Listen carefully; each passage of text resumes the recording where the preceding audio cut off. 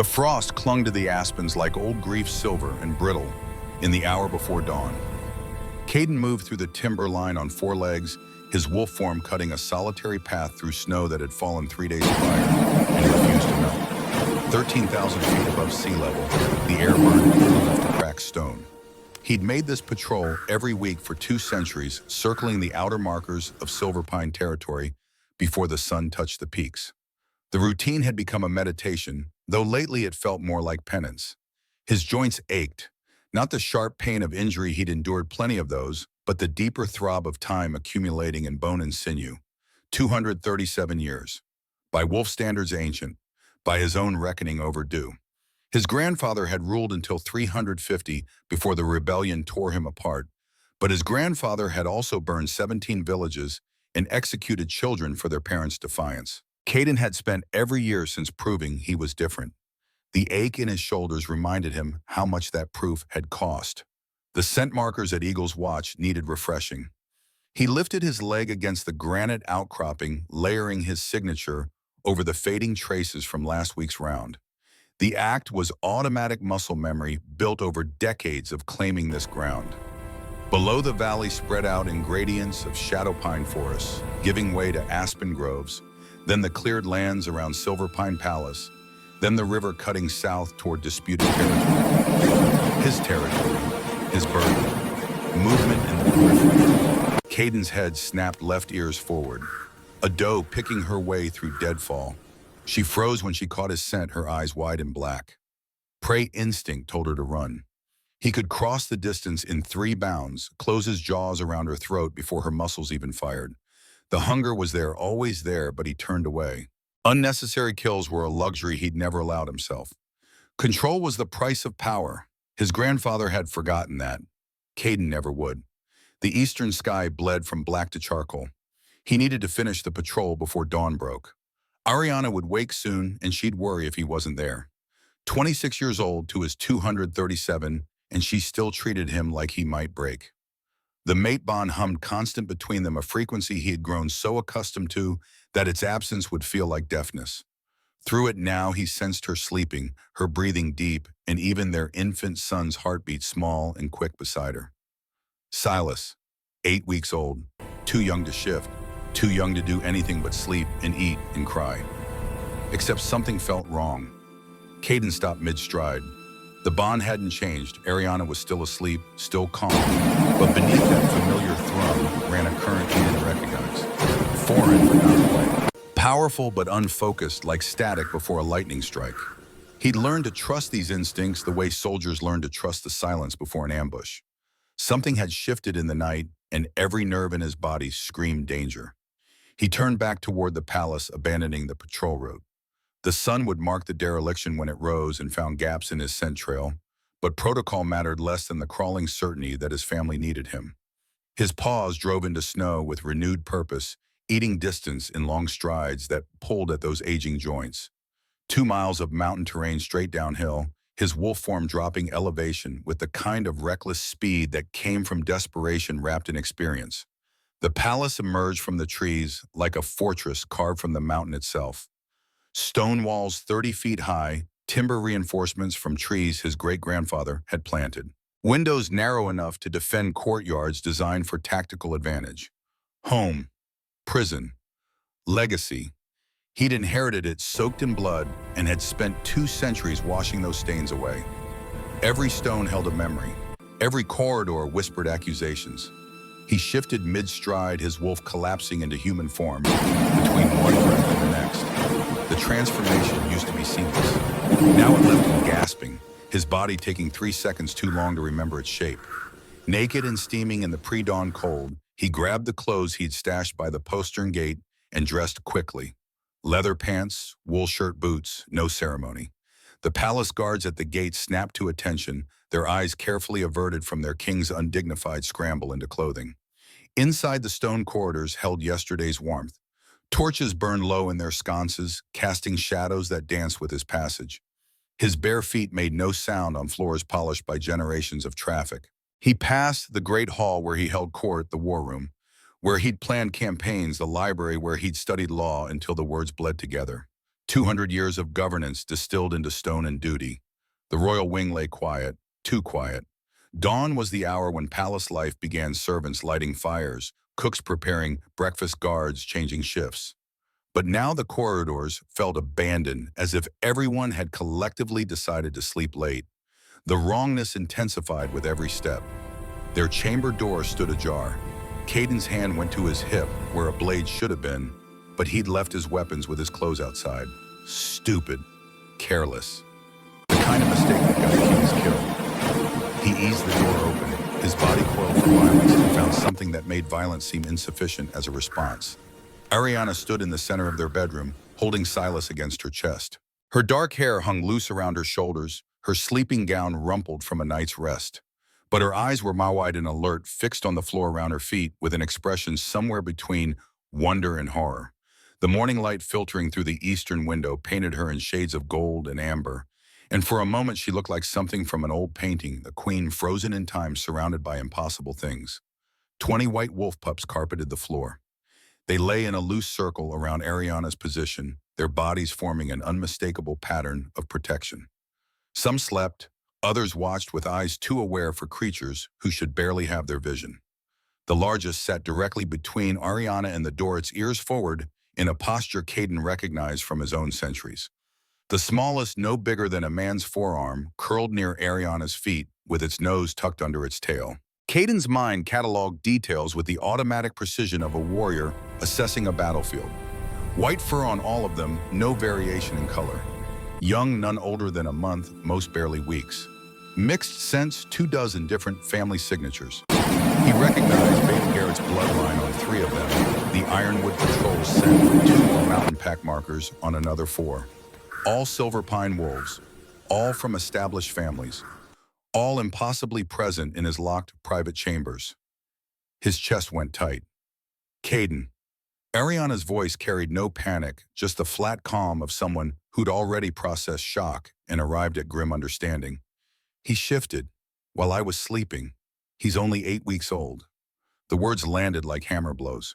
Caden forced himself to move, stepping carefully over the nearest pup, who raised its head to watch but didn't challenge him, and crossed to Ariana's side. She turned slightly, angling Silas so Caden could see their son's face. Human. Pink skin instead of white fur, dark eyes instead of silver. Wolf sight, tiny fists curled against his mother's breast. Completely human. Completely impossible. Caden reached out his hand, trembling in a way he despised, and touched his son's cheek. Warm. Breathing. Healthy. The mate bond pulsed with Ariana's controlled fear, and beneath it he felt something else. A new resonance, foreign and vast, like an echo returning from depths no one had measured. Silas's eyes tracked the movement of Caden's hand with infant focus, and for just a moment, those eyes flickered silver before settling back to the ground. How long? The question came out rougher than intended. I don't know. I woke up maybe 20 minutes ago and found this. Ariana's arms tightened around Silas. The door was still locked from the inside. No windows open, no sign of forced entry. They were just here, all of them, protecting him. 20 pups, 20 families. Caden's mind raced through the implications like a general mapping enemy positions. Every one of these families would be waking now to find their children missing. Everyone would panic, search, demand answers. By noon, the entire pack would know. By evening, neighboring territories would hear rumors. By next week, every alpha from California to Wyoming would be watching Silverpine with predatory interest. He knelt, bringing himself level with the nearest pup. The young wolf, Beta Garrett's son, Finn, he recognized the scent, now met his eyes without flinching. 3 weeks old.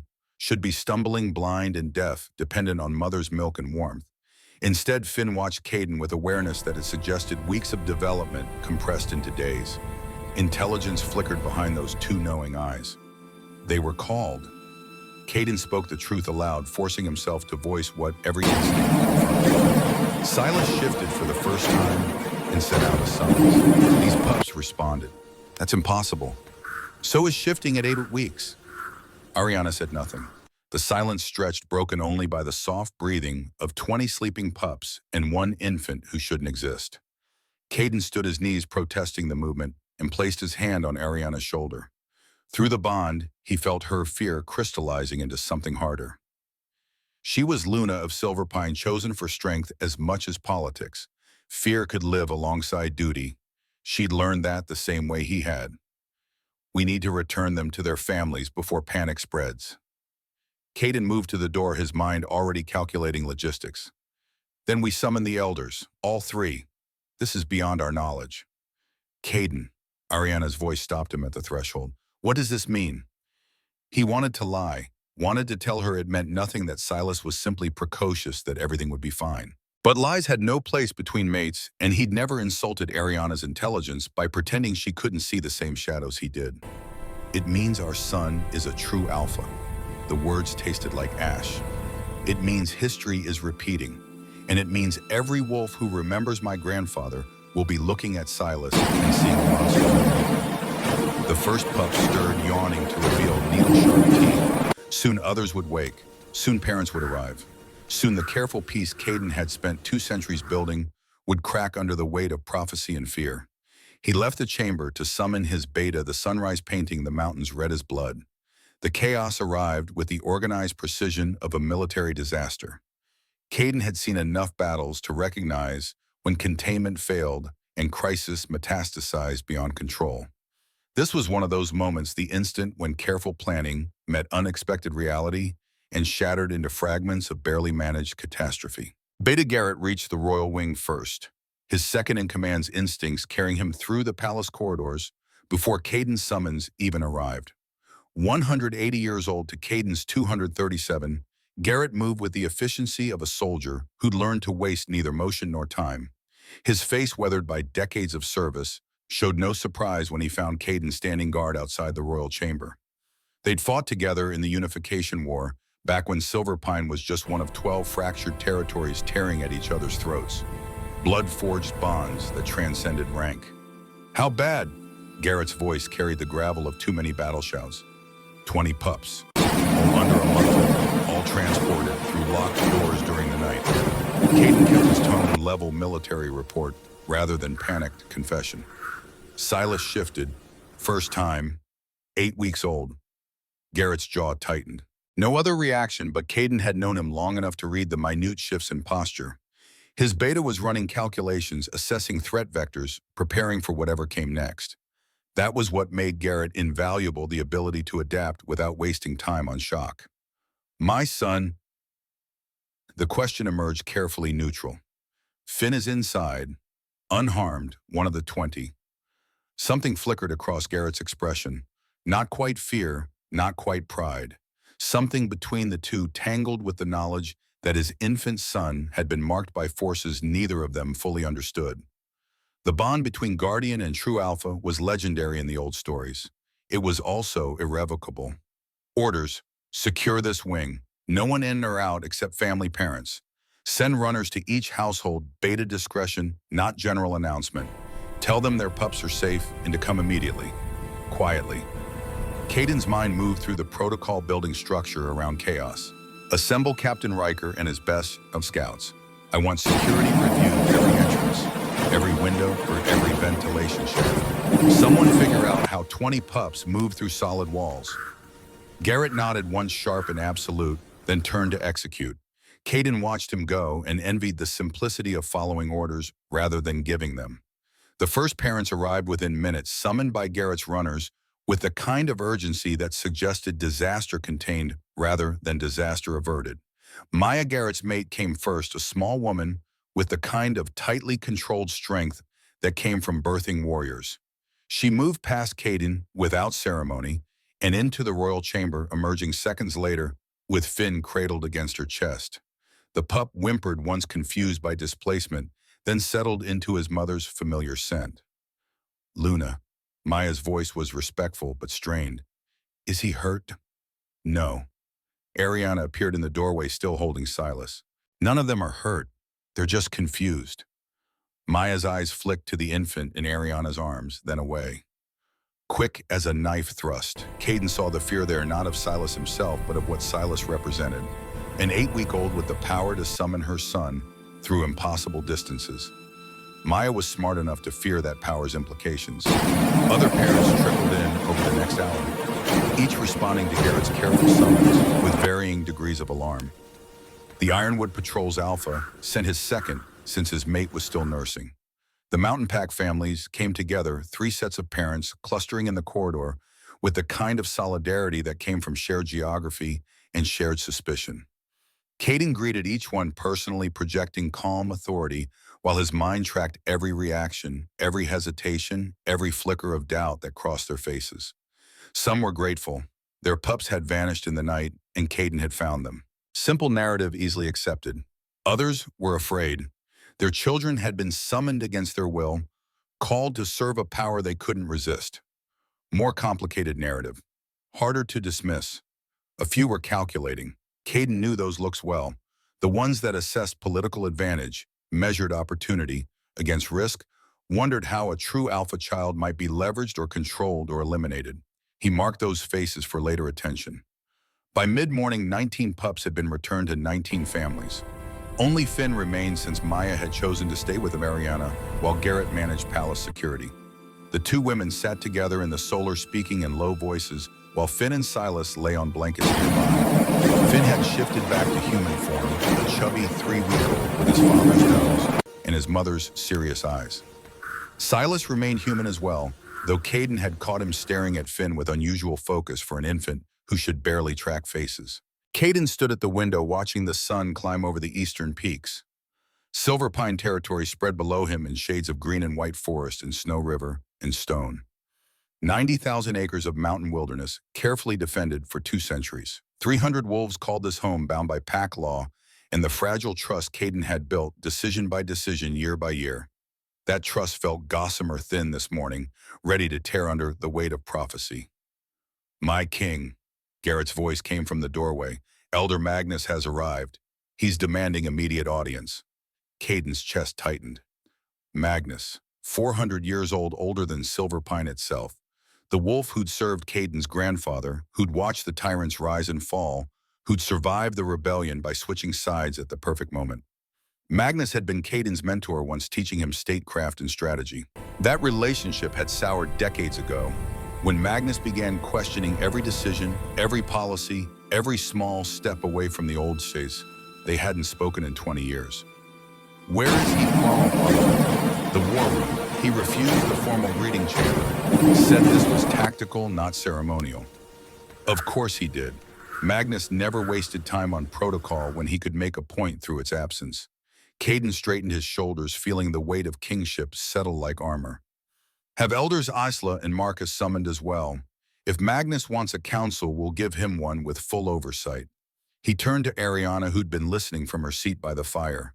Their eyes met, and through the bond, he felt her steady resolve. She nodded once. Permission, trust, partnership. The reasons he'd chosen her as mate in Luna. The war room occupied the palace's central tower, its position chosen for defensive advantage and symbolic weight. Stone walls, 3 feet thick, arrow slits overlooking all approaches, a single entrance, easily defended.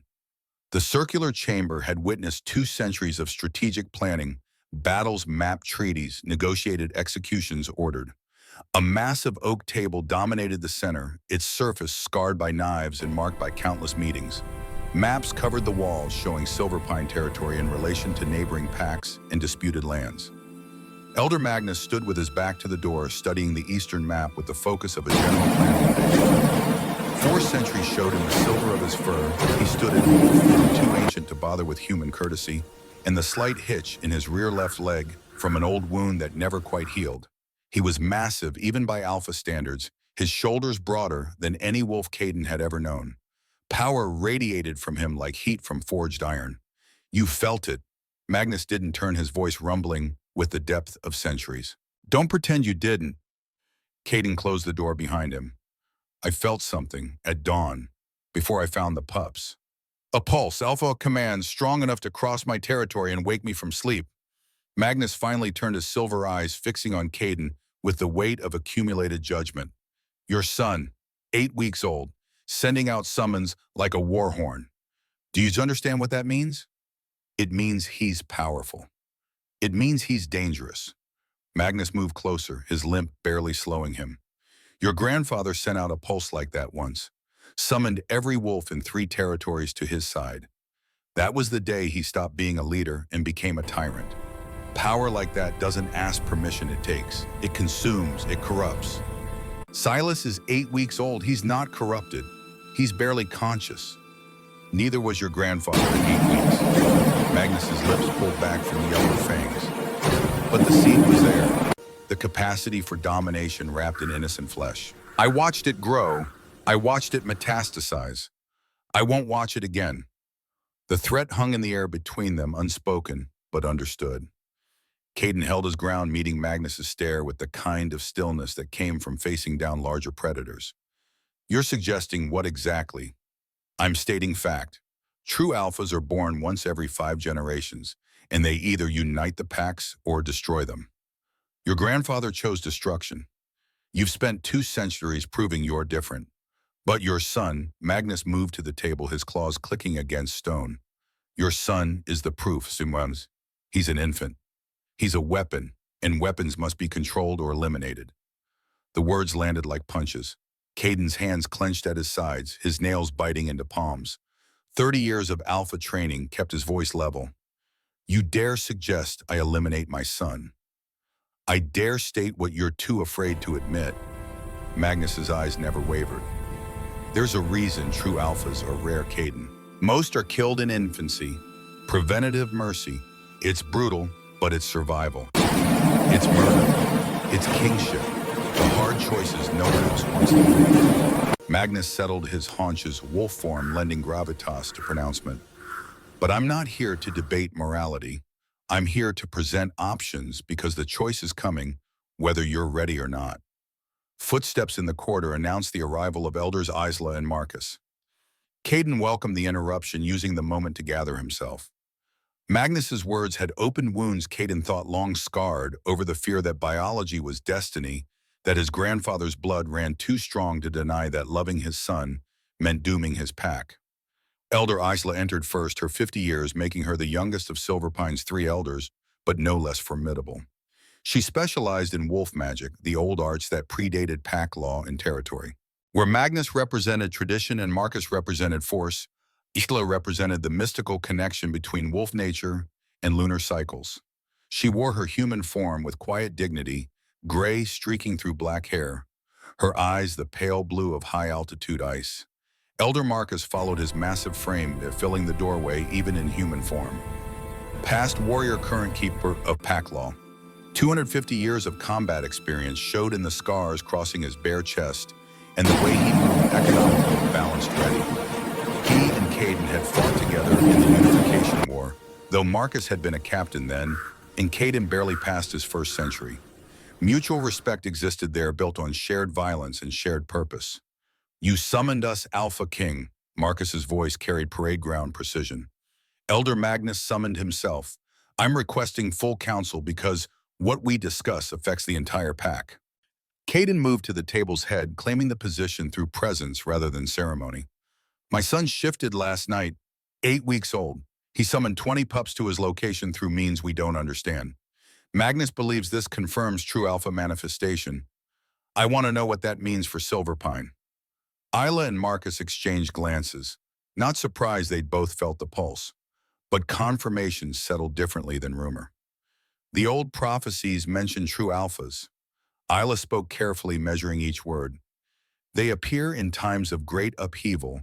Some unite fractured packs. Others bring ruin.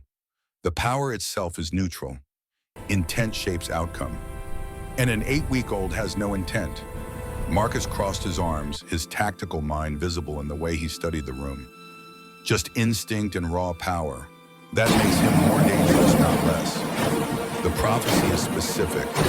Magnus produced a scroll from somewhere in his fur, a trick of old magic that made Caden's teeth ache. He dropped it on the table with deliberate weight. I brought this from my personal archives.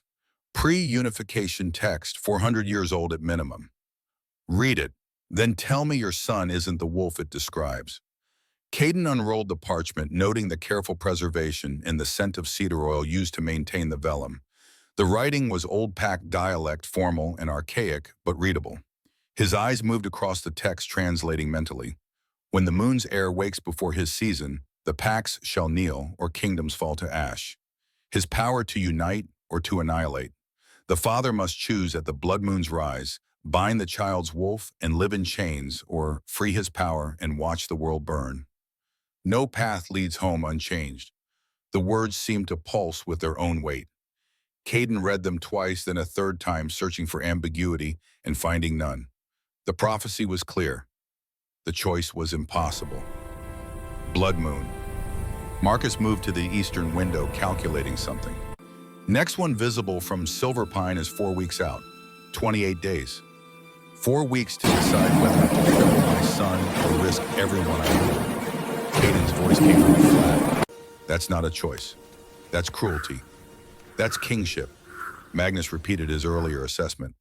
Your father faced a similar choice with your grandfather. He chose family over duty.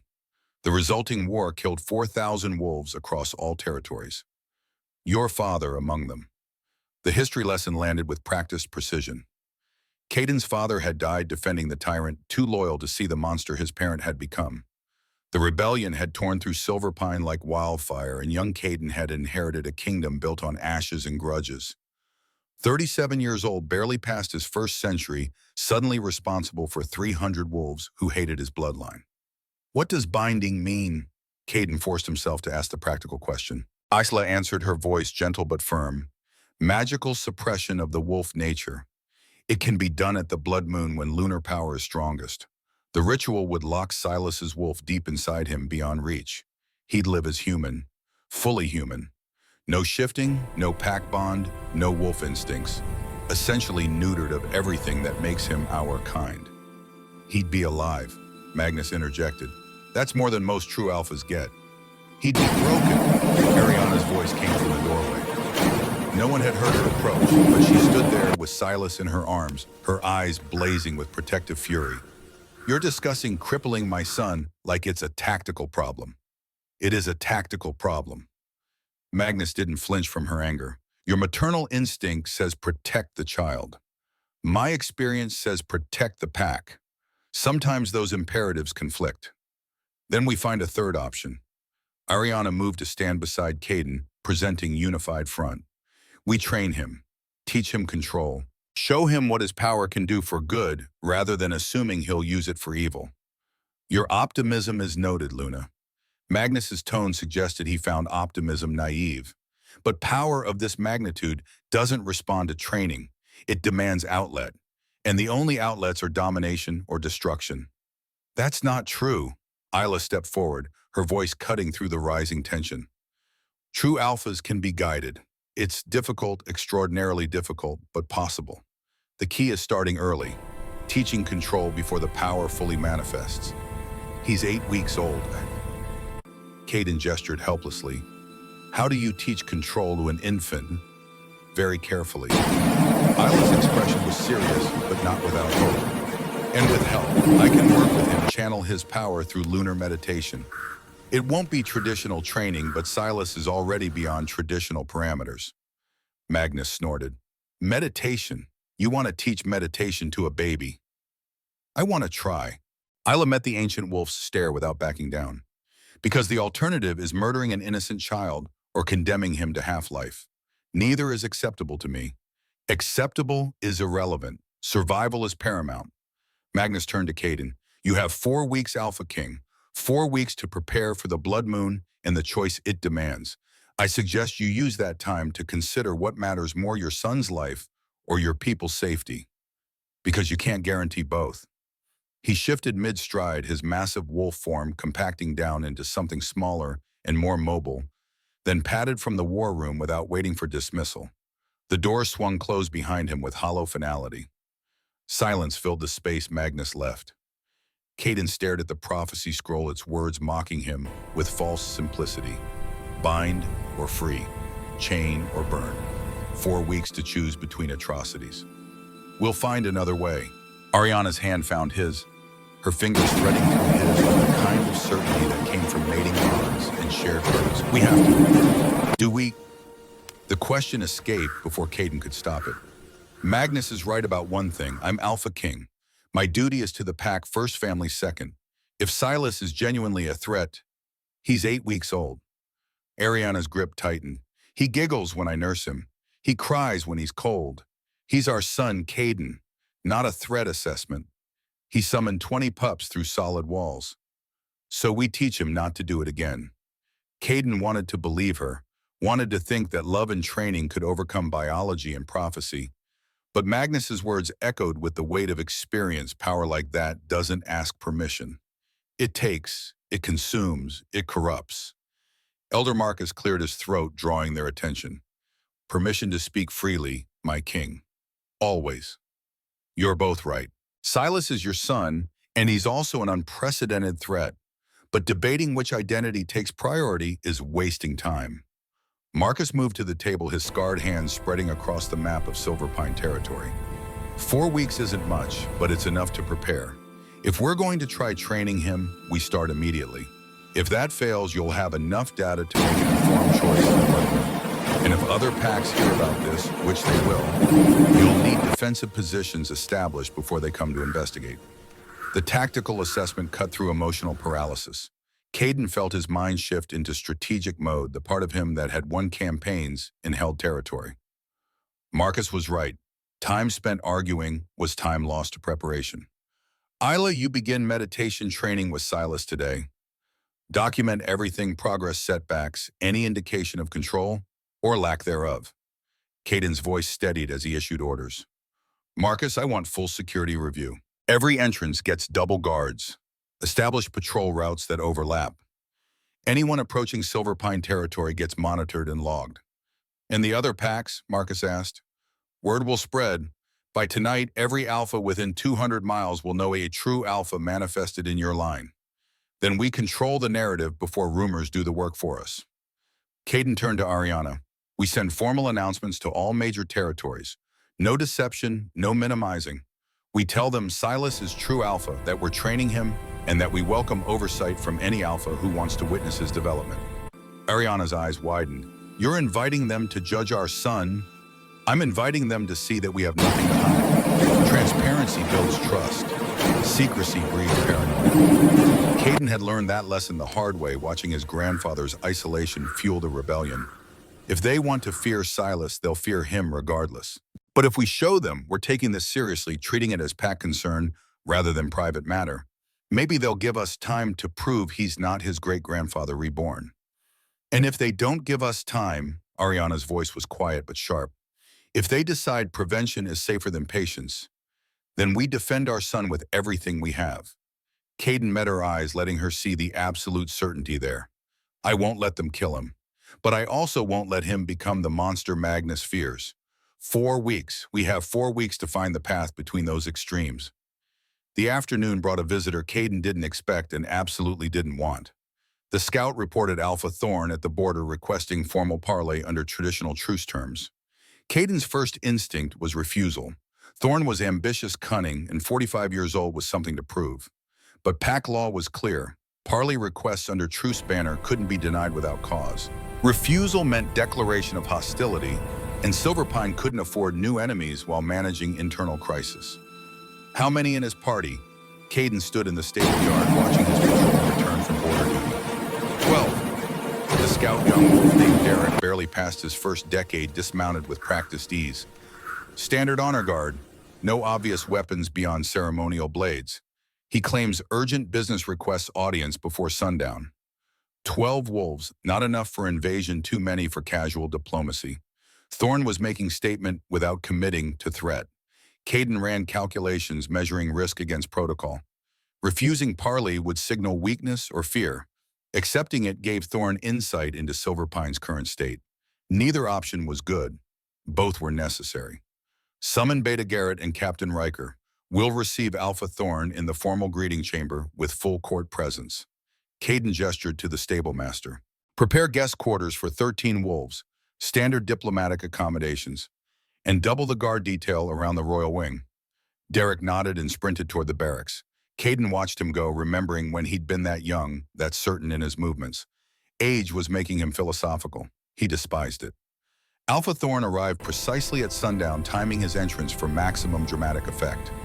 The formal greeting chamber occupied the palace's western wing, positioned to catch final daylight through floor-to-ceiling windows.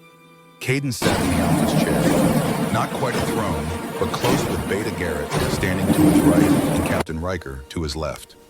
Ariana occupied the Luna seat beside him, her presence both political statement and personal support. 20 of Silverpine's most experienced warriors lined the walls, their postures ceremonial, but their readiness evident. The doors opened, and Thorn entered with the controlled confidence of someone who'd never lost a fight. 45 years old to Caden's 237, but Thorn moved with the vigor of youth. Muscular build, dark hair pulled back in warrior's tail, eyes the color of burnt amber. His honor guard followed in tight formation, 11 wolves who moved like soldiers rather than courtiers. Thorn approached the proper distance, then executed a bow calibrated for respect between equals, rather than deference to superior. Political calculation in every gesture. AlphaKing Caden, Luna Ariana. Thorn's voice carried the rough edges of someone who'd spent more time shouting orders than making speeches. Thank you for receiving me under truce banner. Alpha Thorn, Caden kept his tone neutral. Your request mentioned urgent business. I assume this concerns the rumors already spreading from my territory. Rumors. Thorn's mouth curved into something that wasn't quite a smile. Is that what we're calling them? Because I felt the pulse this morning. Every wolf in my territory felt it. Alpha Command strong enough to cross 50 miles and wake us from sleep. That's not rumor. That's power manifestation. Direct, Caden appreciated that even as he calculated how to respond. Denying the obvious would insult Thorn's intelligence. Confirming it gave information the Silverpine couldn't control. My son shifted for the first time last night. Caden chose truth over evasion. 8 weeks old, the pulse you felt was his wolf nature awakening. Unexpected but not unprecedented.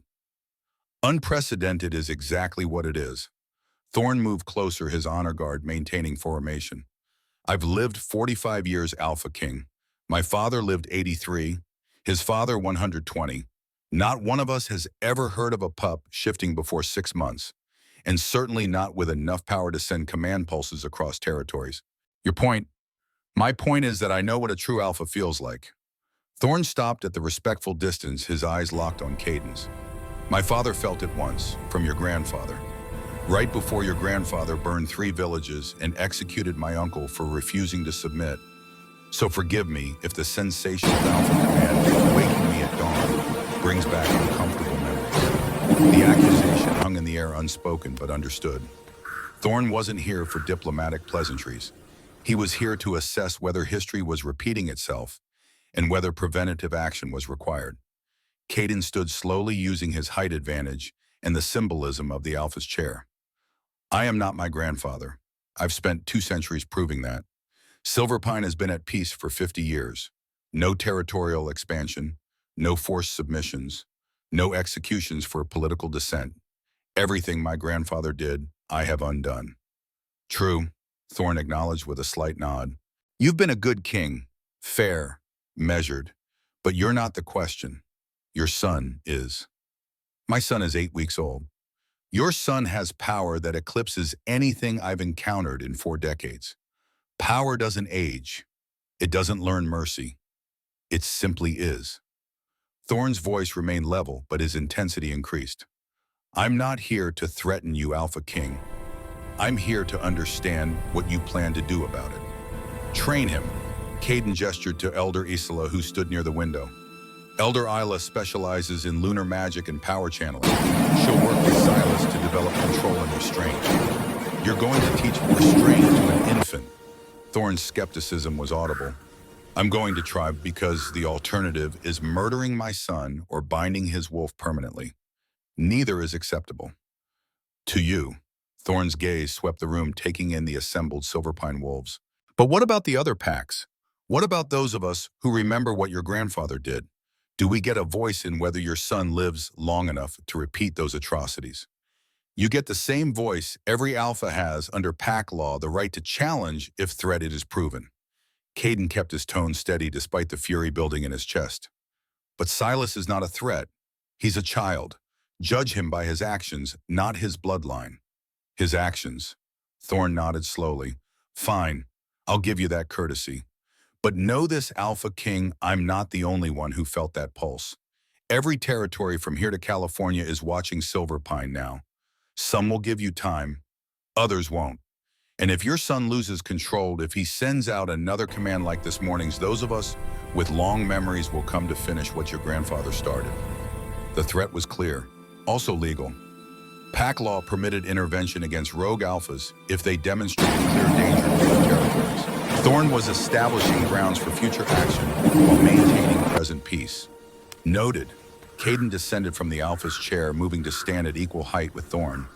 And understand this, I will defend my son against anyone who moves against him without cause. Anyone. I don't care if it's you or a coalition of every territory west of the Rockies. Silas is my heir and my pack. That makes him worth war. Thorn studied him for a long moment, weighing commitment against threat.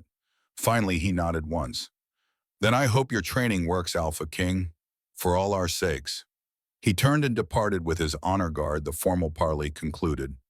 Caden watched them go, feeling the weight of Thorn's warning settle like snow on distant peaks. War was coming. Maybe not today, maybe not next week. But it was gathering on the horizon, waiting for the first misstep to justify its arrival. That went well. Garrett's dry assessment drew a harsh laugh from Caden. He threatened my son and promised to return with an army. But he left peacefully. Under the circumstances, I'm calling that a win. Garrett moved to stand beside his alpha, their shoulders nearly touching. Though he's right about one thing, every territory will be watching. First sign of trouble, they'll mobilize. Then we make sure there's no trouble. Caden turned to Elder Isla. How soon can you begin with Silas? Tonight if necessary, though I should warn you I've never attempted this with anyone younger than 6 months. The theory is sound, but application. She trailed off, her expression troubled. Will it hurt him? No, it's meditation-based, not invasive. But whether an 8-week-old can focus long enough to benefit, I honestly don't know. Caden nodded. 4 weeks, 28 days, 720 hours. Every moment spent hoping his son could learn in weeks what most wolves took years to master. Night fell over Silver Pine with the particular darkness of mountain winters. Caden stood on the eastern battlement, watching stars emerge in configurations his grandfather had probably seen. His father had definitely studied, and he himself had memorized over 2 centuries of lonely vigils. The cold cut through wool and leather, promising snow by morning. Below the palace settled into evening routines. Lights flickered in windows as families gathered for dinner. Guards changed shifts with practiced precision. Somewhere in the royal wing, Ariana was nursing Silas while Elder Isla prepared for their first training session. Everything looked normal. Everything felt balanced on knife's edge. A presence behind him, Captain Riker moving with the careful silence of a professional soldier. My king, perimeter reports are clean, no unusual movement. Thorn's party left Silver Pine territory an hour ago, heading southeast toward his own lands. Good. And Caden didn't turn from his contemplation of the stars. How long have you served Silver Pine, Riker? 63 years, my king. Joined in the Guard the year after the Unification War ended. Then you remember what it was like. The distrust, the fear. Every decision scrutinized, every action interpreted through the lens of my grandfather's atrocities. I remember. Riker moved to stand at the battlement, his scarred hands resting on stone worn smooth by generations of guards.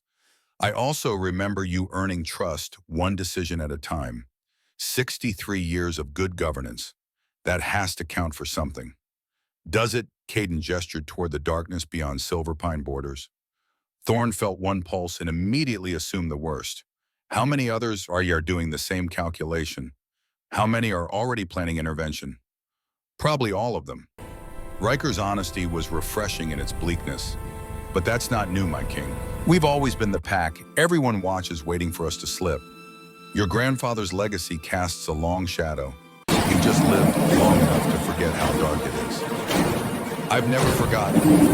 Caden's voice came out sharper than intended. Every time I issue an order, every time I settle a dispute, every time I defend our borders, I'm thinking about him. Wondering if this is the moment I cross the line from king to tyrant. If I make the choice that proves I'm his grandson after all. And you never have. Riker's tone was matter of fact.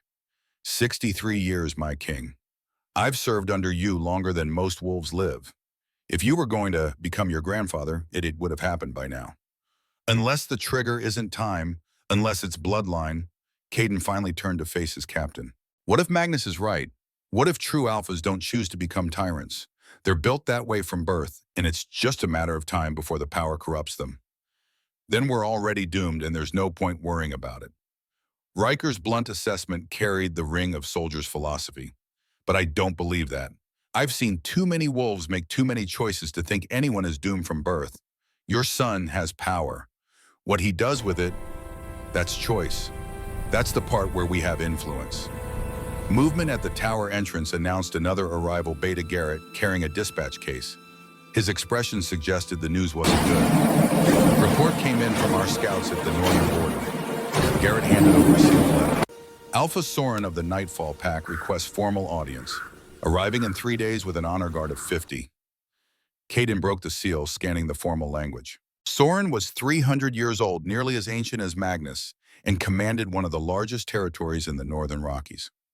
50 wolves suggested serious intention.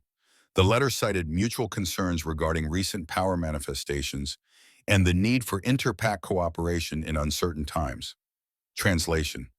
Soren felt the pulse and wanted to assess the threat personally. 50 wolves. Caden refolded the letter. That's closer to invasion than diplomacy. It's also legal under current treaties. Garrett's tactical mind was visible in his calculations. We can't refuse without declaring hostility. And if Soren brings 50 others, we'll match or exceed. We could have 200 visiting alphas within the week. All wanting to see Silas, judge him, measure the threat. Caden crushed the letter in his fist. My son becomes a spectacle. Or an opportunity, Riker interjected. You said it yourself, transparency builds trust. Let them come. Let them see an 8-week-old who giggles and sleeps and learn. Hard to call that a threat. Unless he sends out another pulse while they're here. Garrett voiced the fear they were all thinking. Then he becomes proof of danger, and we have 200 hostile wolves inside our territory. The scenarios multiplied in Caden's mind, each worse than the last. Refuse the audiences and appear guilty. Accept them and risk confrontation. Try to control information and fuel a paranoia. Share everything and invite intervention. Every choice led toward conflict. We accept Soren's request. Caden forced his voice into command mode. And we prepare for others. Garrett, I want full defensive positions established. Riker, your guards get doubled shifts. Every visiting alpha gets monitored. We're polite, we're transparent, but we're also ready for hostility disguised as diplomacy. Both officers nodded, moving to execute orders. Caden remained on the battlement, watching the stars and thinking about prophecies. 4 weeks until Blood Moon. 4 weeks to prove his son could control power that had destroyed previous true alphas. 4 weeks while every pack in the Rockies watched and waited for justification to attack. The weight of the crown had never felt heavier. The royal wing was quiet when Caden finally returned, his body exhausted from hours of standing watch and his mind still racing through tactical scenarios. Ariana was in the nursery, their private chamber converted into both bedroom and infant care space. Silas slept in his bassinet, one tiny fist curled near his face, completely oblivious to the political storms gathering around him. Elder Isla sat in the chair beside the window, making notes in a leather journal by candlelight. How did it go? Caden kept his voice low, conscious of the sleeping infant. Isla looked up, her expression thoughtful. Inconclusive. I attempted basic breathing meditation, guiding him to feel his own energy, teaching him to hold it inside rather than releasing it unconsciously. He watched me the whole time with unusual focus for an 8-week-old. But whether he understood or was simply staring at a new face, I can't determine. Did he pulse again? No, that's positive. Whatever triggered this morning's summons hasn't repeated. Isla set down her journal. Though I should note the 20 pups he called, I examined 3 of them this afternoon with their parents' permission. They all show accelerated development. Speech patterns, more advanced motor control, better than expected for their ages. The bond Silas formed with them is affecting their growth.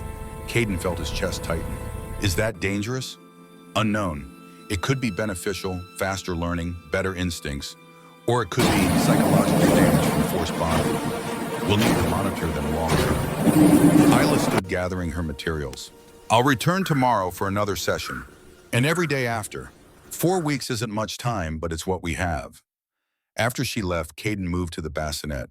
Silas continued sleeping, his breathing deep and even.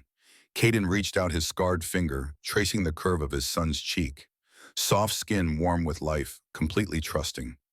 This was the monster Magnus feared. This tiny creature who couldn't even hold his own head up. He cried twice during meditation. Ariana's voice came from the doorway. She'd been standing there watching her expression unreadable. Not distress, frustration. Like he knew what Isla wanted but couldn't figure out how to do it. That might be good. Caden straightened his back, protesting the movement. Frustration implies understanding.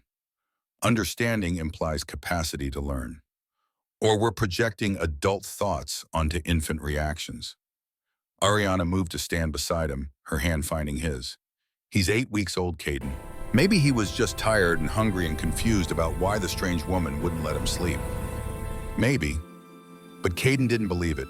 His son had shifted at 8 weeks, summoned 20 pups through impossible distances, and now showed unusual focus during magical training. Those weren't normal infant behaviors. Silas was extraordinary. The question was whether extraordinary meant chosen or cursed. A knock at the door interrupted the moment, soft but urgent. Garrett's voice came through. "My king, something you need to see." Caden opened the door to find his beta holding another sealed letter, this one marked with the crest of the High Council. The High Council was supposed to be ceremonial, a coalition of eldest alphas who advised on interpack disputes. In practice, they were politically powerful enough to influence smaller territories and sway neutral packs. A letter from them meant official attention on a scale Caden couldn't dismiss. He broke the seal and read quickly. The language was formal, respectful, and absolutely terrifying in its implications. The High Council formally acknowledged Silas's manifestation as true alpha. They commended Caden's commitment to training and oversight. They also mandated external supervision council observers would be stationed at Silverpine until Silas reached maturity or demonstrated conclusive control. Refusal would be interpreted as hostility toward lawful governance and could result in sanction, including military intervention. Translation: they were placing Caden's pack under scrutiny with legal authority to intervene if they decided Silas was dangerous. They're sending observers, Caden's voice was flat, to monitor Silas, report on his progress, judge whether he's threat enough to justify intervention. Garrett's jaw tightened. That's not oversight, that's occupation. It's legal occupation. They're invoking the Unification Treaty's Mutual Security Clause. Caden scanned the letter again, searching for loopholes and finding none. Any true alpha manifestation gives the council authority to monitor until maturity or conclusive control. It's meant to prevent another war like the one my grandfather started. When do they arrive? 5 days before Soren, before any other individual alphas. The council takes priority. Caden crumpled the letter. We're going to have strangers living in our palace, watching our son, documenting every moment. And if they decide he's too dangerous, they have the authority to call for binding or execution with full legal backing. The word execution hung in the air like poison. Ariana moved closer to the bassinet, her body language unconsciously protective. Through the mate bond, Caden felt her fear crystallizing into fury. They can't. Her voice shook with restrained emotion. Pack law protects infants. Even true alphas can't be executed before their first year, unless they present clear and immediate danger to multiple territories. Caden quoted the exception clause.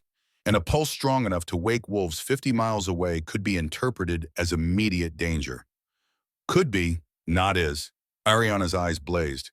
They'd have to prove threat, not just potential. Proving threat is subjective when you control the definition. Garrett's military background showed in his assessment. Council observers will be looking for any excuse. One more pulse, one loss of control, one moment where Silas shows power without restraint. They'll call it evidence and move for intervention. Caden wanted to argue, wanted to believe pack law would protect his son, but he'd seen too much politics to trust in legal protections when power and fear were in play. The council wasn't coming to help. They were coming to prepare justification for whatever action they'd already decided was necessary. We give them nothing.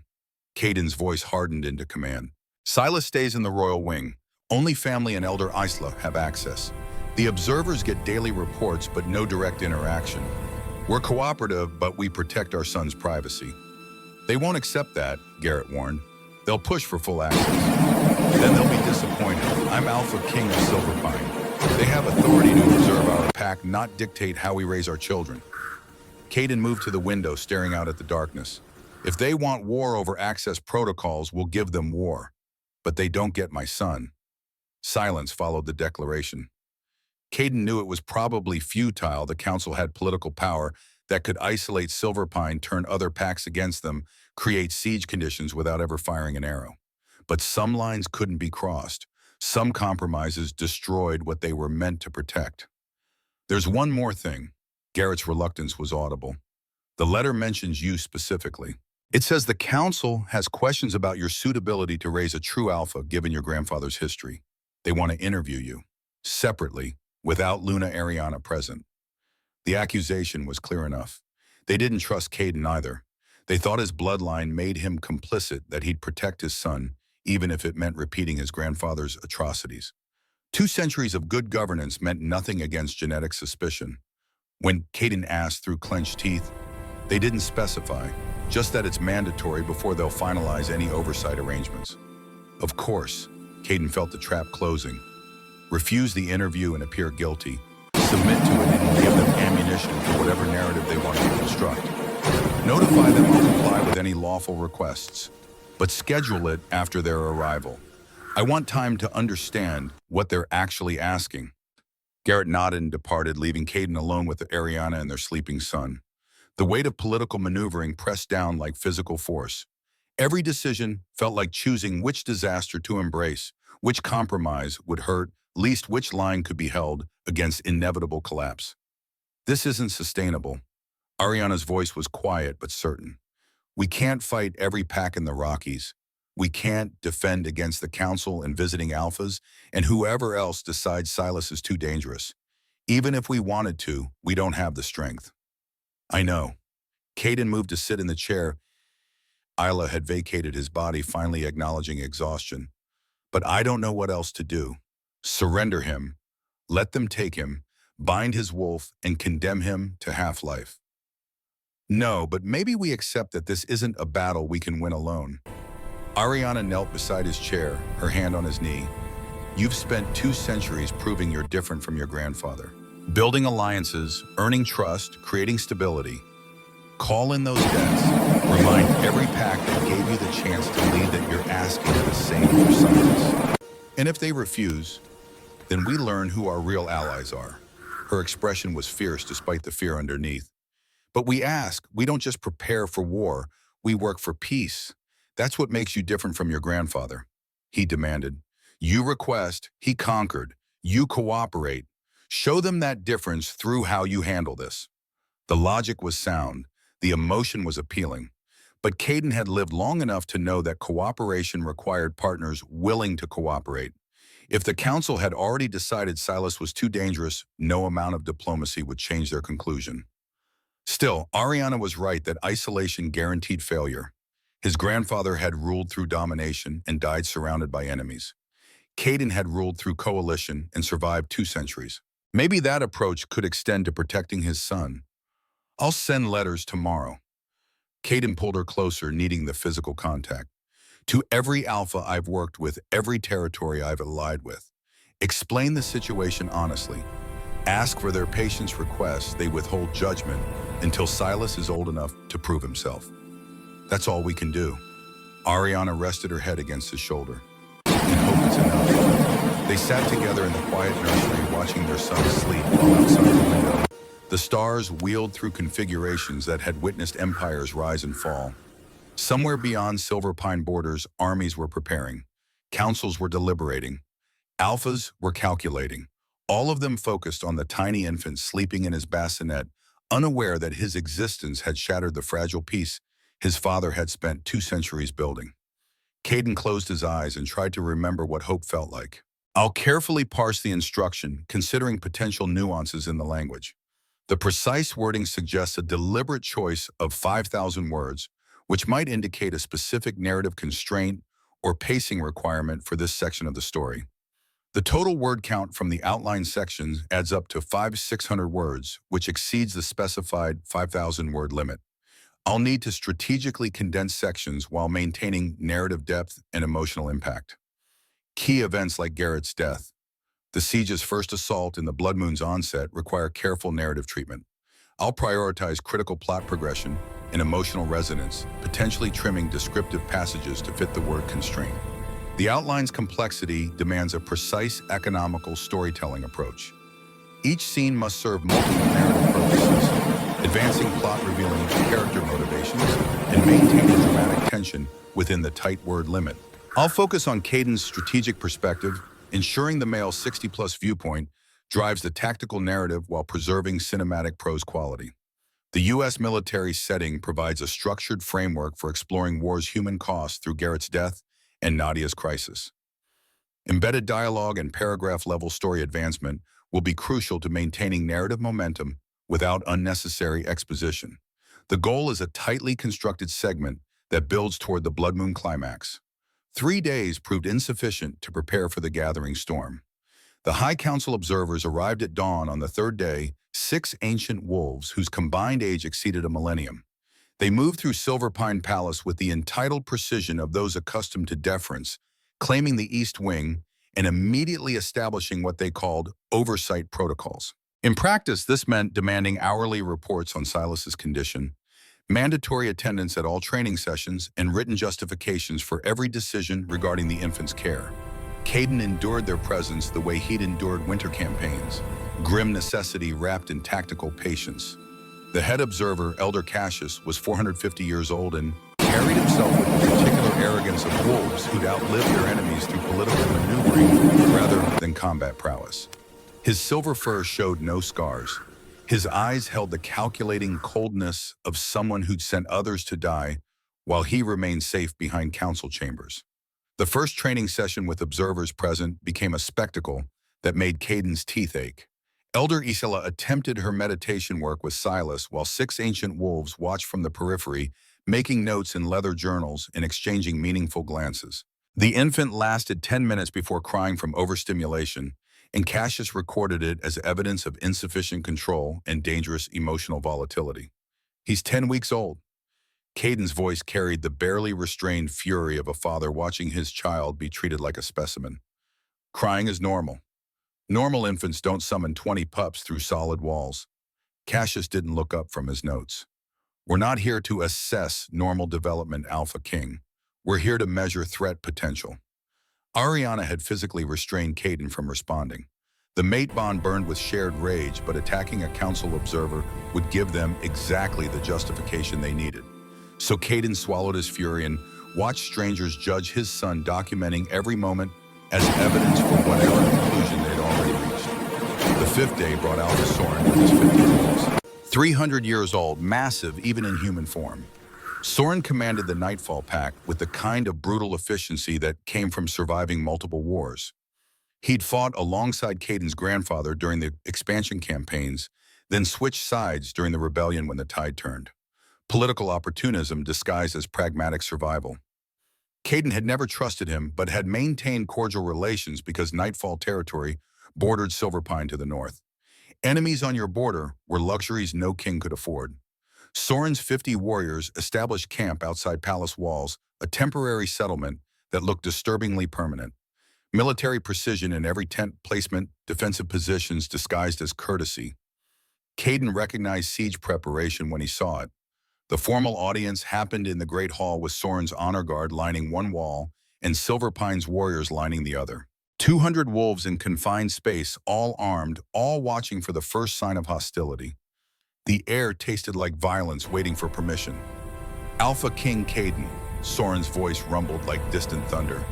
I appreciate your hospitality in these uncertain times. Alpha Soren, your presence honors Silver Pine. The lie tasted like copper.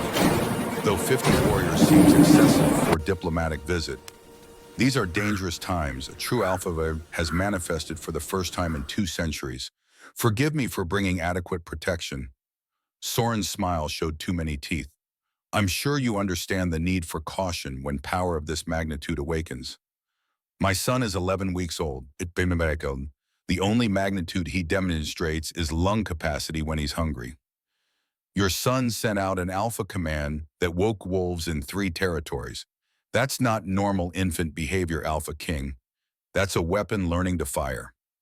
The accusation was blunt enough to draw reactions from both sides. Silver Pine warriors shifted into ready positions. Soren's guard responded in kind. 200 wolves on the edge of violence separated by protocol in Caden's control. My son is being trained by Elder Isla in control and restraint. The High Council has observers documenting his progress. Every measure is being taken to ensure his power develops safely.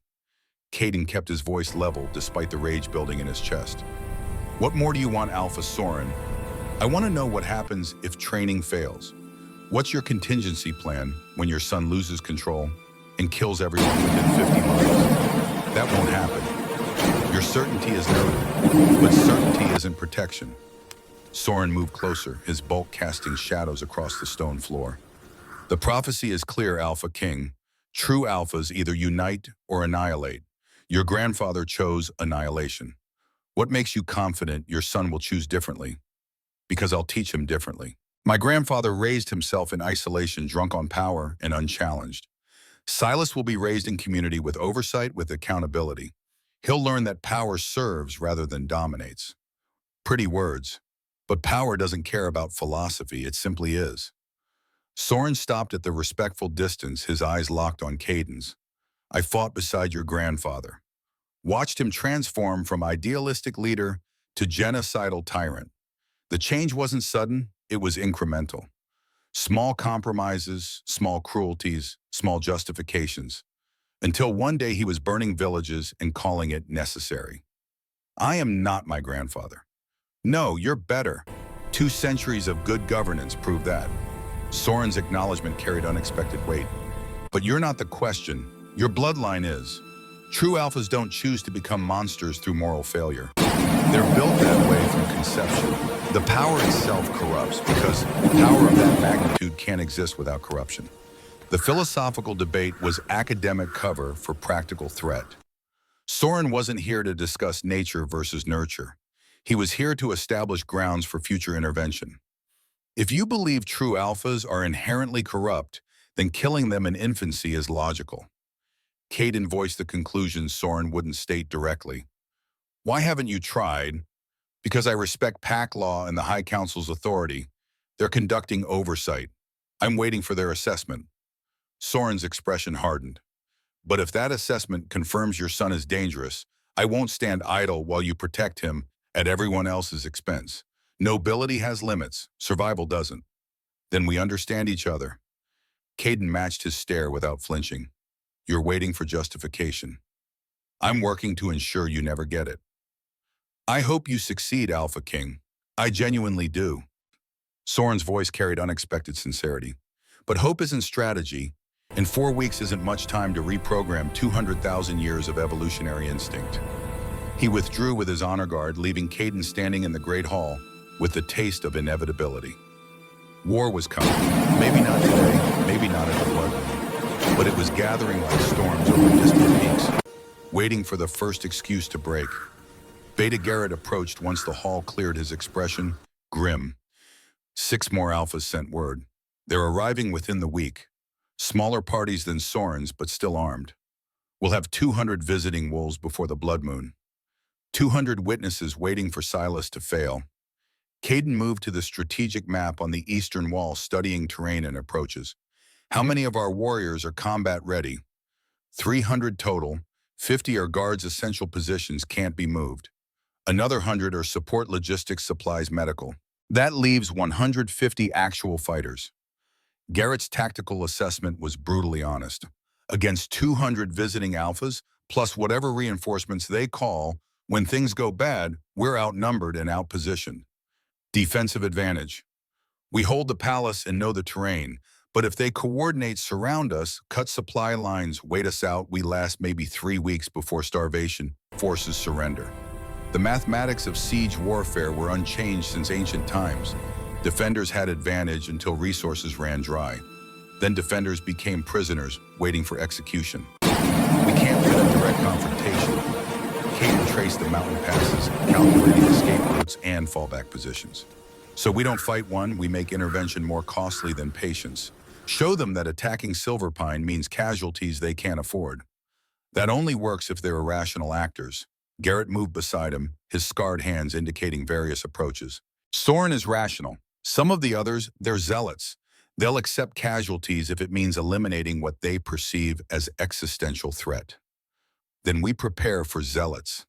Caden's mind shifted fully into military mode, the part of him that had won campaigns through tactical superiority.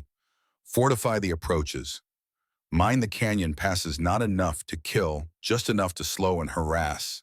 Establish fallback positions in the caves. Cache supplies in 3 locations. If they attack, we make them bleed for every foot. And Silas?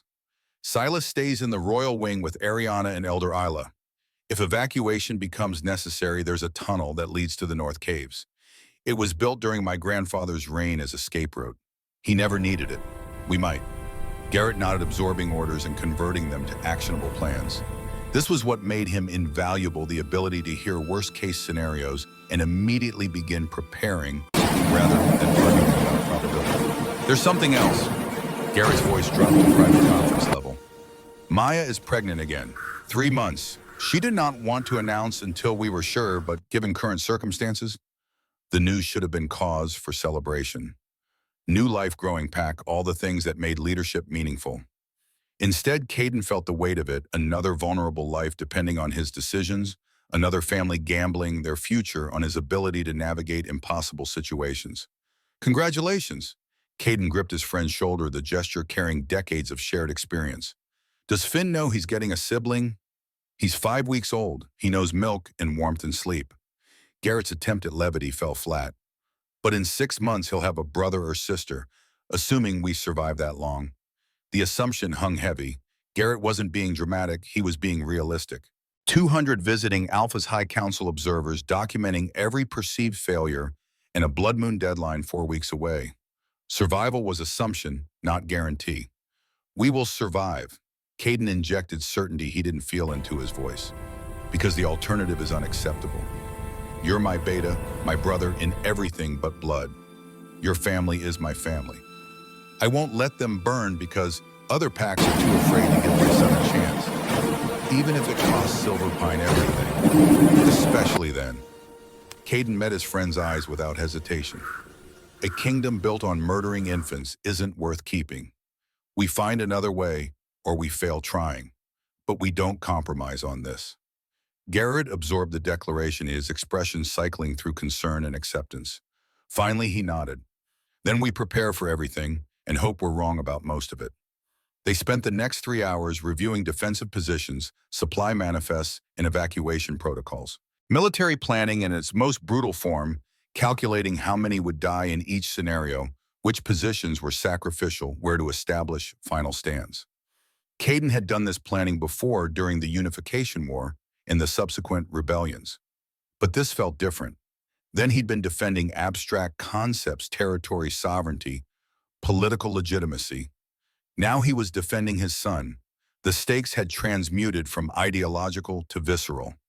Noon brought another visitor. Alpha Thorn returned from his earlier parley with urgent news. The formal greeting was dispensed with in favor of immediate tactical discussion. They met in the war room, just Thorn and Caden and Garrett, 3 warriors who understood the mathematics of violence. AlphaKing, I bring warning from my territory. Thorn unrolled a map indicating positions southeast of Silverpine.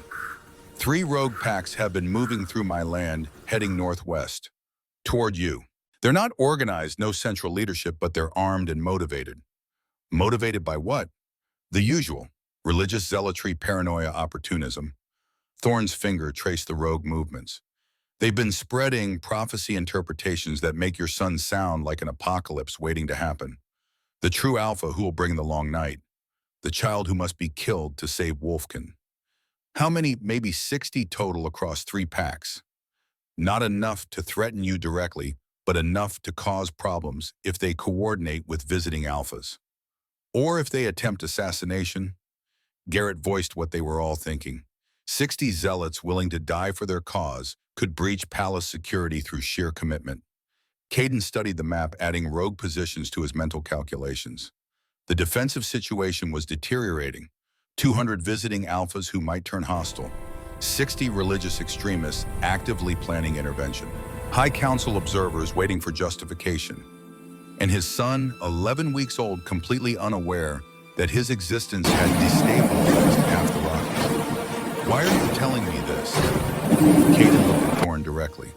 You made your position clear at our last meeting. You're waiting for justification to move against Silas. These rogues would provide convenient cover, let them attempt assassination, then claim you were too late to prevent it. I could. Thorn's expression was unreadable. And 3 days ago I might have. But I've been thinking about what you said. Judge by actions, not bloodline. I'm giving your son that chance. Seems only fair to ensure he survives long enough to earn the judgment. This could be trap. Garrett's military paranoia was showing. Feed us intelligence about rogues, position our defenses to counter them, then attack from different direction. It could be, Thorn acknowledged without defensiveness, but it's not. My father died fighting your grandfather, AlphaKing.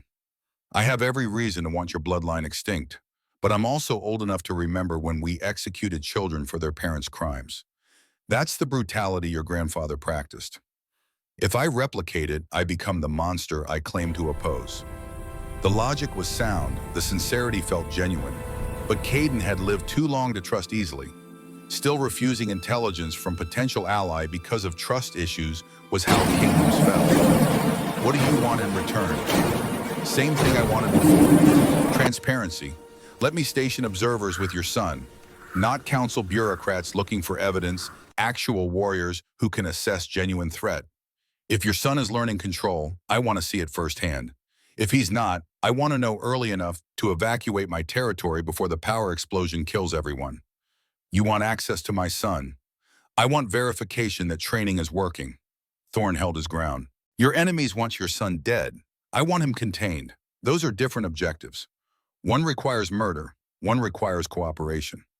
Caden weighed the options. Refusing meant alienating potential ally and losing intelligence about rogue movements. Accepting meant allowing someone who'd threatened his son into proximity with him. Neither option was good. Both carried risk. 2 observers, rotated daily. They attend training sessions but don't interact directly with Silas. They report to you, but copies of reports come to me. First sign of hostility or attempted harm, they're expelled and we're enemies. Caden outlined terms that protected his son while acknowledging Thorn's legitimate concerns. Acceptable. Acceptable. Thorn extended his hand, the gesture carrying weight beyond simple agreement. My observers will arrive tomorrow. And AlphaKing, I hope your son proves me wrong. I'd rather live in a world where true alphas can be trusted than one where we murder children preventatively. After Thorn departed, Garrett voiced the concern they both felt. That was either genuine alliance or sophisticated deception. Won't know which until it's too late. Story of kingship. Caden rolled up the map, his mind already working through how to integrate Thorn's intelligence into defensive planning. We make decisions with incomplete information and hope we're not wrong enough to get everyone killed. The afternoon brought a development that transformed political crisis into immediate catastrophe. A runner burst into the war room where Caden was reviewing supply manifests, the young wolf's face pale with the kind of terror that came from witnessing something beyond comprehension. My king, the training session. Something's happened.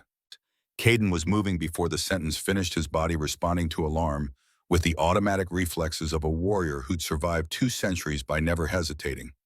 Garrett followed a step behind both of them, racing through corridors toward the royal wing. The runner's terror infected every wolf they passed, heads turning to track their passage, conversations dying into worried silence. The nursery door stood open. Inside, elderly still knelt on the floor with Silas in her arms, her face stricken. Ariana stood frozen near the window, her hand pressed to her mouth. The 6 High Council observers clustered together, their expressions cycling between horror and vindication. And in the center of the room, visible through the open door connecting to the solar, lay the body of a servant young wolf named Thomas, barely past his first decade. Dead. Throat torn out with the precision of predator kill. What happened? Caden's voice came out flat, military commander processing. Battlefield casualty. Elder Isla looked up, her eyes haunted. Silas was crying, overstimulated from the observer's presence. Thomas entered to light the fire standard serve as he'd done it hundreds of times, but Silas saw him as threat. Thomas moved too quickly, made sudden gesture, reaching for kindling. Silas's eyes went silver, and she didn't finish. Didn't need to. The evidence was scattered across the floor in spreading pools of crimson. Your son used Alpha Command to force Thomas to attack himself. Elder Cassius's voice carried the particular satisfaction of prophecy fulfilled. Compelled him to shift, then drove him into killing frenzy directed inward. Thomas tore out of his own throat while we watched. 11 weeks old and your son is already killing. The room spun. Caden forced himself to look at the body to truly see what his son had done. Thomas had been a good kid, loyal, hardworking, from a family that had served Silverpine for 3 generations. Now dead because an infant perceived threat and responded with overwhelming force. It was accident. Ariana's voice shook. Silas didn't mean he's a baby. He doesn't understand what he did. Intent is irrelevant when the result is murder. Cassius was already writing in his journal documenting evidence. This confirms the prophecy's warning. True alphas annihilate. Your son just demonstrated that capacity at 11 weeks. How many will he kill at 11 months, 11 years? He was frightened. Elder Isla's voice was desperate. Infants defend themselves when scared. This was defensive instinct amplified by power he doesn't know how to control. Which is exactly why he's too dangerous to live. Cassius closed his journal with deliberate finality. I'm filing formal recommendation with the High Council. Your son represents clear and immediate danger. Binding is no longer sufficient. Execution is the only logical response. The word hung in the air like verdict. Caden felt something break inside him. The careful control he maintained for weeks, shattering under weight of irreversible tragedy. His son had killed someone. Accidentally, defensively, without malice or understanding. But dead was dead, and Thomas would never see his 12th year. Get out. Caden's voice was quiet, but every wolf in the room felt the command's weight. All of you, out, now. The observers hesitated, sensing vulnerability, smelling opportunity. But Garrett had already moved into position, his body language making clear that removing themselves was not optional. They filed out Cassius, lingering longest to mark his territory with a final pronouncement. The council will convene emergency session. Expect judgment within 3 days. I suggest you prepare your son for binding or worse. Then he was gone, and Caden was alone with his family and a corpse that used to be a child. Take Silas. Caden's voice was hollow. Keep him in the royal wing. No visitors, no sessions, no one but family until I figure out what to do. Ariana gathered their son, who had started crying again, confused, frightened by the emotions flooding the room. She carried him toward the nursery, pausing only long enough to meet Caden's eyes through the mate bond. No words, just shared devastation and determination. They would protect their son, even from himself. After they left, Caden knelt beside Thomas's body. The young wolf's eyes were still open, frozen in whatever horror had consumed his final moments. Caden closed them gently, remembering when Thomas had first entered service at 8 years old. Eager, respectful, proud to work in the palace. Now dead because he'd moved too quickly in an infant's presence. I'm sorry, Pion. Caden's voice cracked on the words. This shouldn't have happened. You deserve better than dying for someone else's power. Garrett entered quietly, carrying linens to cover the body. Together they wrapped Thomas with the respect due fallen pack members, neither speaking, both trapped in the silence of guilt and grief.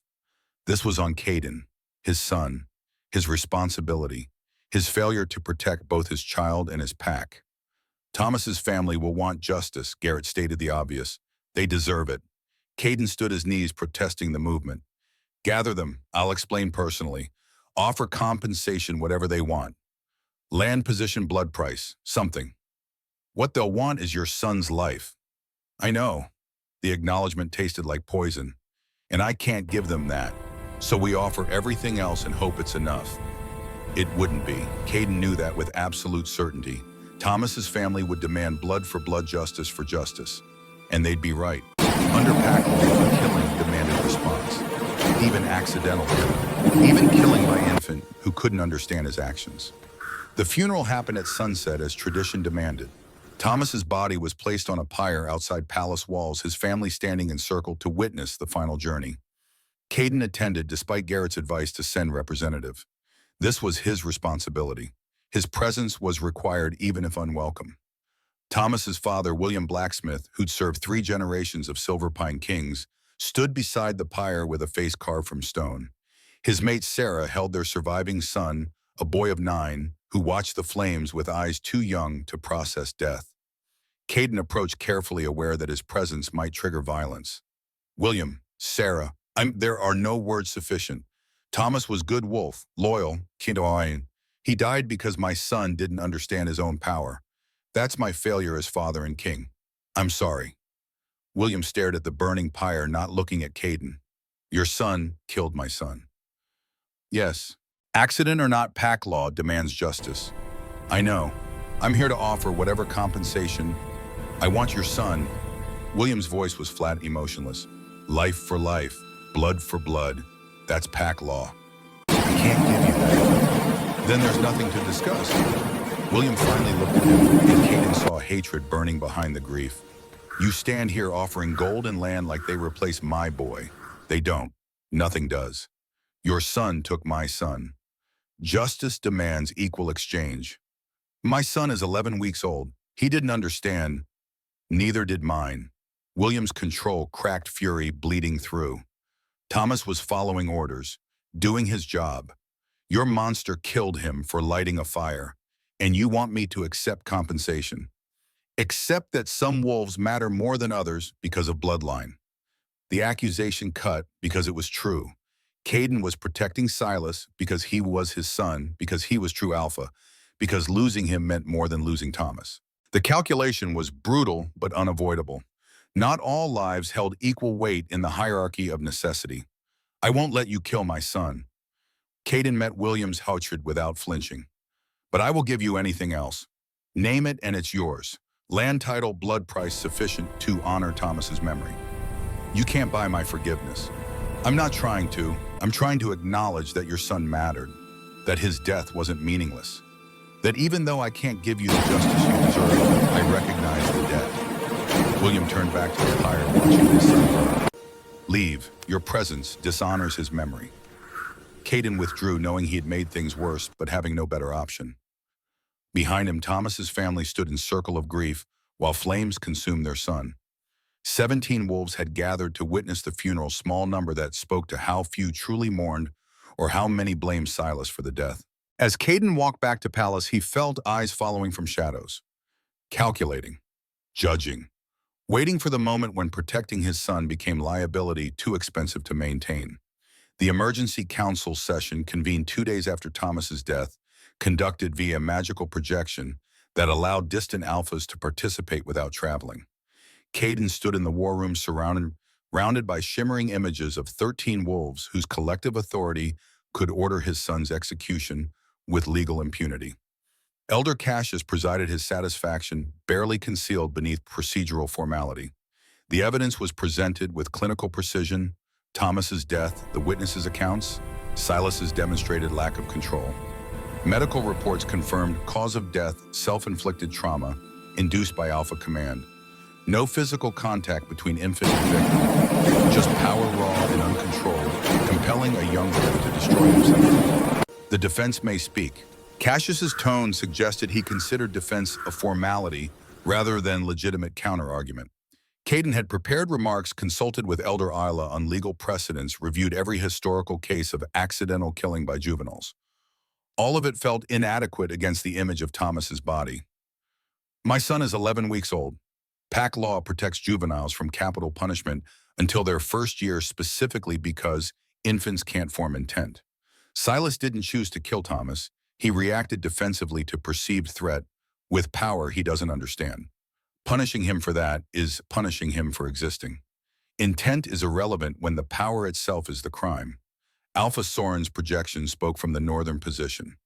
Your son's capacity to kill accidentally at 11 weeks means he'll kill deliberately at 11 months. The trajectory is clear. Unless training works, Caden gestured toward Elder Isla, who stood beside him. Elder Isla has documented progress. Silas is learning to recognize his own power to hold it internally rather than releasing it reflexively.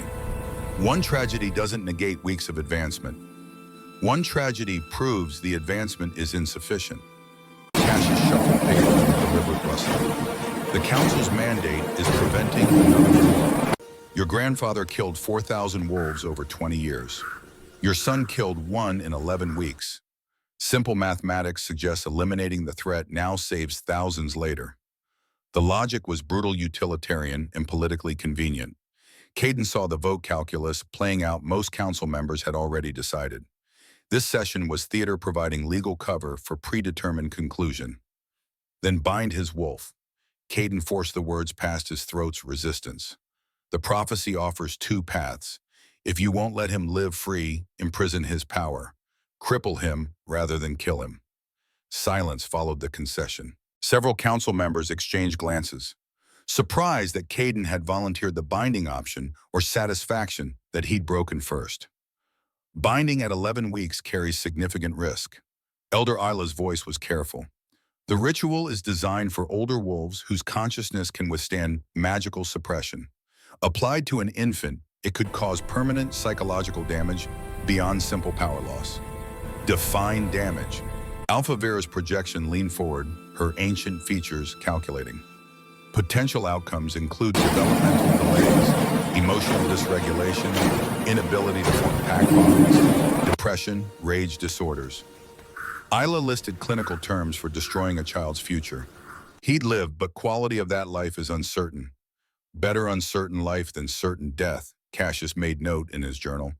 And certainly better than allowing him to mature into his great-grandfather. The council votes on two options: execution under threat prevention protocols or binding under the prophecy's mandate. Show of position. 13 projections. 13 ancient wolves whose combined experience exceeded 3,000 years. 13 judges deciding whether Caden's son lived or died, walked or crawled through half-existence. 7 raised their ethereal hands for execution. 4 for binding. 2 abstained. The council recommends execution, citing clear and immediate danger under mutual security provisions. Cassius's voice carried triumph poorly disguised as regret. However, the prophecy's existence provides legal basis for binding as alternative. AlphaKing Caden, you have until the blood moon's 16 days to prepare for binding ritual. Failure to comply will result in enforcement action, including military intervention. The projections dissolved, leaving Caden standing in the war room with the taste of defeat. 16 days. His son would be bound, his wolf imprisoned, his future crippled. But he'd be alive. That had to be enough. Garrett entered as the last projection faded, his expression grim. William filed formal blood challenge. He's invoking ancient right trial by combat between wrong party and responsible party. You versus him. Tomorrow at dawn. He can't win. Caden's voice was hollow. I've trained for 2 centuries. He's a blacksmith. He doesn't need to win. He needs to die trying. Then his family can claim they sought justice, that the system failed them, that protecting true alphas means sacrificing common wolves. Garrett's tactical mind was visible in his assessment. It's political theater. He makes you kill him, turns himself into martyr, galvanizes opposition. I won't kill him. Then he'll kill you. Those are the only outcomes trial by combat allows. Caden moved to the window, watching night settle over Silverpine territory. Somewhere out there, William was preparing for combat he couldn't win against, opponent he couldn't defeat. Seeking death with honor because life without his son held no meaning. There has to be third option. Caden spoke to the darkness as much as Garrett. Something between murder and suicide. Not under pact law. Blood challenge demands blood resolution. Garrett moved beside him, 2 old warriors contemplating impossible choices. But you could refuse the challenge. Lose face, lose authority, but stay alive. Let the council's judgment stand as sufficient justice. And tell every wolf in Silverpine that their king won't face legitimate grievance. That protecting my son matters more than honoring their dead. Caden shook his head. That's how rebellions start. How kingdoms fall. Kingdoms fall lots of ways. Fighting challenges you can't lose without looking monstrous is one of them. The truth settled like stone in Caden's chest. Tomorrow at dawn, he'd face Thomas's father in combat that could only end in tragedy. Win, and he was the tyrant who killed a grieving father for seeking justice. Lose, and he was the fool who died for nothing, leaving his son unprotected. Both outcomes destroyed something essential. I'll fight. Caden's voice carried the weight of decision. But I'll fight to disable, not kill. Make him submit without death. That's the third option, victory with mercy. Mercy requires cooperation from both parties. If William refuses to submit, keeps fighting until you're forced to kill him, mercy becomes murder wearing different name. Then I hope he loves his surviving son more than he hates me. Caden turned from the window, because tomorrow we find out if grief is stronger than survival. Dawn arrived cold and clear, the kind of mountain morning that made every breath visible. The combat circle had been established in the central courtyard, packed earth surrounded by stone walls that amplified sound. 300 silver pine wolves gathered to witness their faces reflecting mixture of anticipation and dread. The visiting alphas watched from elevated positions, 200 foreign wolves assessing Caden's response to legitimate challenge. William entered from the east wearing simple combat leathers and carrying his father's blade, traditional weapon passed through generations. His face showed the exhaustion of sleepless nights, but his eyes held terrible focus. He'd made peace with dying. That made him more dangerous than any trained warrior. Caden entered from the west armed with weapons he'd carried through 50 campaigns. But against a wolf seeking death's superior equipment meant nothing. Only will mattered, and William's will was forged from grief strong enough to override survival instinct. Elder Marcus stood as arbiter, his voice carrying across the courtyard. Blood challenge has been invoked under ancient rite. Thomas's death demands justice. William of Silverpine Pack claims wrongful death by AlphaKing's heir. AlphaKing Caden accepts responsibility as sire and ruler. Combat continues until submission, death, or arbiter intervention. Begin. William attacked immediately, abandoning defense for aggressive strikes that forced Caden backward. The blacksmith had none of Caden's training, but he had rage and momentum. His blade traced patterns that demanded response, pushing Caden into defensive positions that made him look weak. Caden could have ended it in 3 moves: disarm, disable, submit. 2 centuries of combat experience against 17 years of grief. But ending it quickly made William's death look casual, made the challenge look trivial. So Caden defended, letting William burn through his rage, waiting for exhaustion to create opening for mercy. Fight me! William's shout echoed off stone. Stop defending and fight! Give me the death I came for! I won't kill you! Caden blocked another strike, his blade turning Williams aside without counter. Your son deserves more than his father dying uselessly. My son deserves justice. Your son deserves his father alive and raising him. Thomas is gone. Don't leave your surviving boy an orphan. The words penetrated where defense hadn't. William's next strike came slower down, creeping into certainty. But doubt made him sloppier, desperation replacing discipline. His blade overextended, leaving him exposed. Caden could have driven his sword through William's chest. Instead, he stepped inside the blacksmith's guard and struck with pommel against temple, precise blow, calibrated to stun without killing. William collapsed unconscious before he hit the ground. The courtyard erupted in murmurs, surprise, approval, disappointment. Caden knelt beside William's, checking pulse and breathing. Alive, defeated but breathing. Combat concluded. Elder Marcus's voice cut through the noise. Blood challenge satisfied through AlphaKing's victory. Justice served under pack law. But Caden knew better. Justice hadn't been served.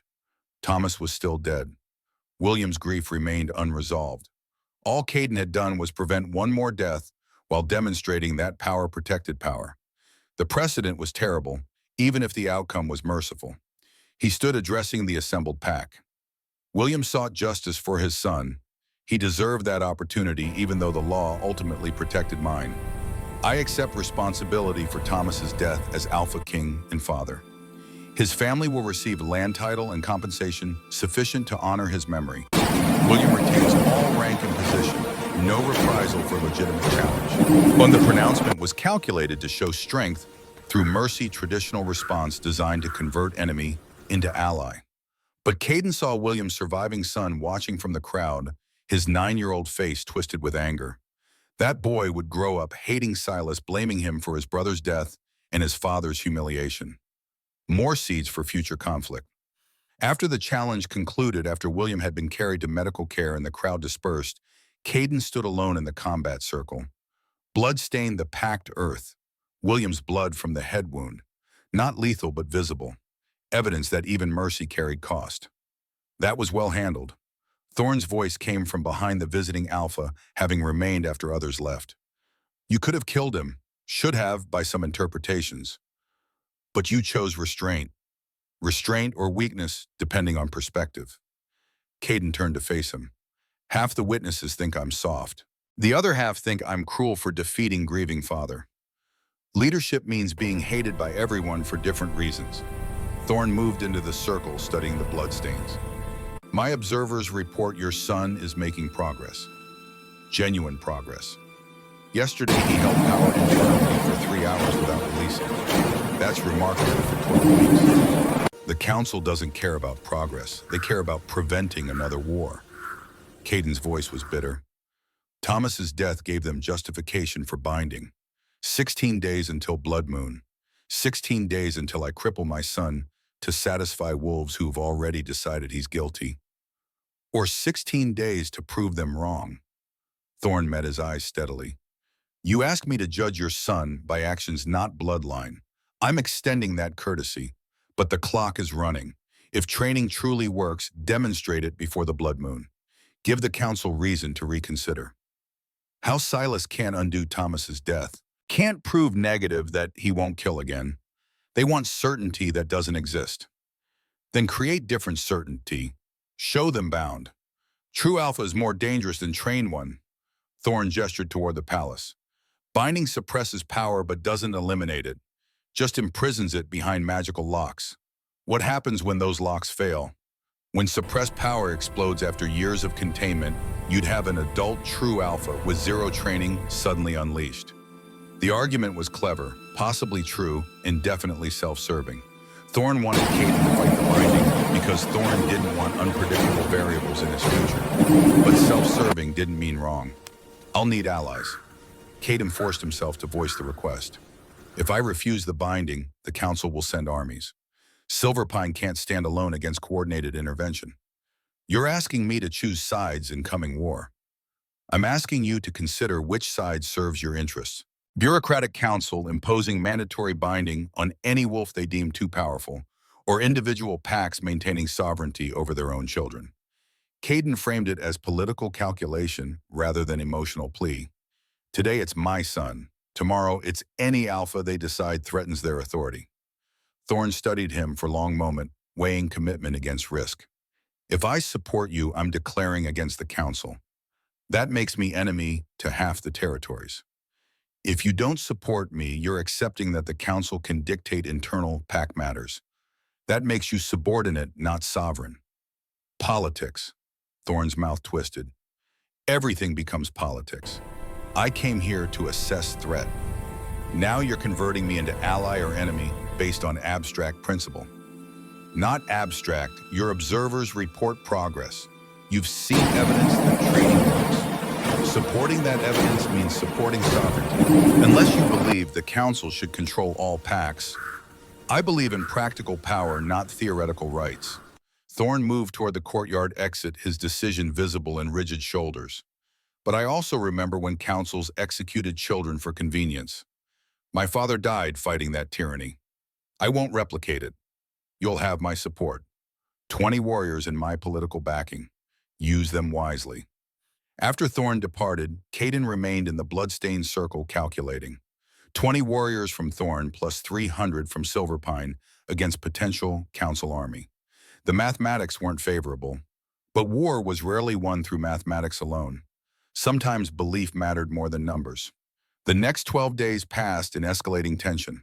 More Alphas arrived daily, establishing camps outside palace walls until Silverpine territory resembled armed conference. Some came to witness the binding, some to ensure it happened, some to decide which side to support if conflict erupted. The political landscape fractured along unexpected lines. Younger Alphas tended towards sovereignty arguments, while older ones favored council authority.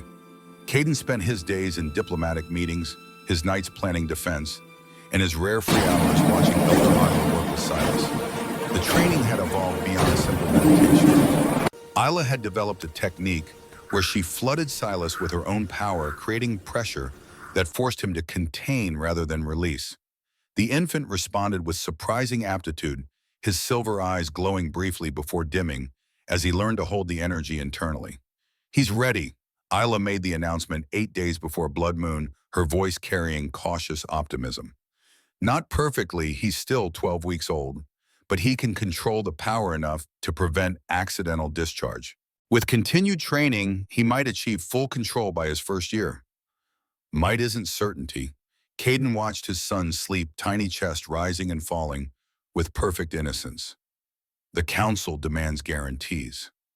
Then they're demanding impossibility.